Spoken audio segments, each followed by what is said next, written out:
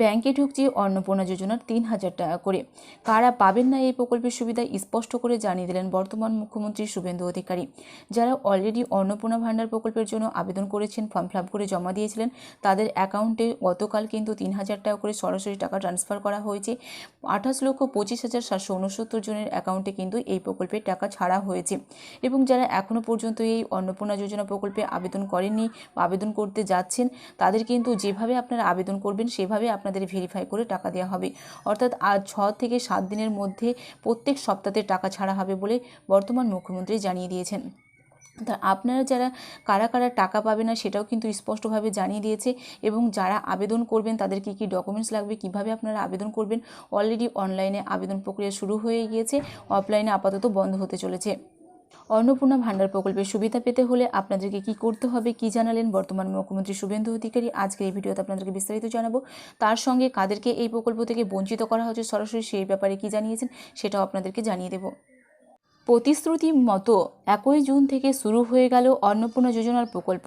এই প্রকল্পে প্রতি মাসে মহিলারা ৩,০০০ টাকা করে তাদের ব্যাংক অ্যাকাউন্টে পাবেন। কিভাবে টাকা ঢুকবে, কবে থেকে তারা আবেদন করতে পারবেন তা নিয়ে একটি বিবৃতি মঙ্গলবার জারি করেছে অর্থ দপ্তর। বুধবার নতুন পোর্টাল চালু হয়ে গেল। ভোট প্রচারে প্রধানমন্ত্রী নরেন্দ্র মোদী থেকে শুরু করে কেন্দ্রীয় স্বরাষ্ট্রমন্ত্রী অমিত শাহ বারবার মহিলাদের জন্য অন্নপূর্ণা যোজনার প্রতিশ্রুতি দিয়েছিলেন। গত সোমবার নারী ও শিশু উন্নয়ন ও সমাজ কল্যাণ দপ্তরের অধীনে অন্নপূর্ণা যোজনা প্রকল্পের নীতিগত অনুমোদন দেয় মন্ত্রিসভা। কিন্তু কারা পাবেন না অন্নপূর্ণার টাকা, বুধবার সে বিষয়েও পরিষ্কারভাবে জানিয়ে দিয়েছেন মুখ্যমন্ত্রী শুভেন্দু অধিকারী। মুখ্যমন্ত্রী দিন জানান যে SIR এর পর যাদের নাম ভোটার তালিকা থেকে বাদ গেছে, বিগত কয়েক বছর ধরে তারা সরকারের প্রকল্পের সুবিধা পাচ্ছিলেন। আমরা কেউ চাইব না কেউ অভারতীয় তারা এই সুবিধা পাক। যে হিন্দু শরণার্থীরা এসেছেন, যারা ১,৩০,০০০ আবেদন করেছেন, তার মধ্যে ১৯,০০০ CAA-তে সার্টিফিকেট পেয়েছেন, তারাও এই পরিষেবার মধ্যে আছেন। শুভেন্দু অধিকারী আরও জানিয়েছেন যে বিগত সরকারের আশীর্বাদে পুরুষরা যেভাবে এই সুবিধা পাচ্ছিলেন, তারা এই পরিষেবা পাবেন না। এটা আমরা বলছি।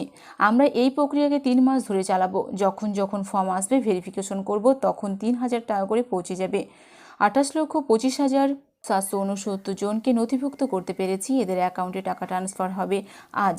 অন্নপূর্ণা যোজনা প্রকল্পে যে আবেদন হবে সেইগুলি সরকারি অনুমোদন ভিডিও যাচাই করবেন গ্রামে মহাশাসক, মহকুমা শাসক করবেন শহরে, কলকাতা পুরসভা এলাকায় যাচাই করবেন পুরসভার আধিকারিকরা, পুরসভার কমিশনের যাচাইয়ের কাজ করবেন। অনুমোদিত আবেদনগুলি পোর্টালে আপলোড করা হবে। আবেদনের পরে খতিয়ে দেখা হবে, তারপরে তাদের ব্যাংক অ্যাকাউন্টে সরাসরি টাকা পেয়ে যাবেন।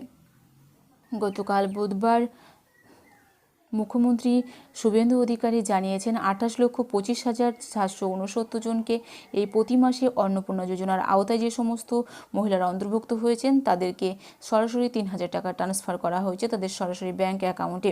এবং যারা এখনও পর্যন্ত আবেদন করেনি, তারা আবেদন করলেই ৬ থেকে ৭ দিনের মধ্যে আপনাদের ভেরিফিকেশন করে অর্থাৎ যাচাই করে আপনাদের অ্যাকাউন্টে ৩,০০০ টাকা করে পাঠিয়ে দেওয়া হবে। এইভাবে ৩ মাস ধরে এই প্রক্রিয়া চলবে। আপনারা যখন যখন এই আবেদন করবেন, অ্যাপ্লাই করবেন, তখন তখন আপনাদের ভেরিফিকেশন করে এই টাকা ট্রান্সফার করা হবে বলে শুভেন্দু অধিকারী জানিয়েছেন।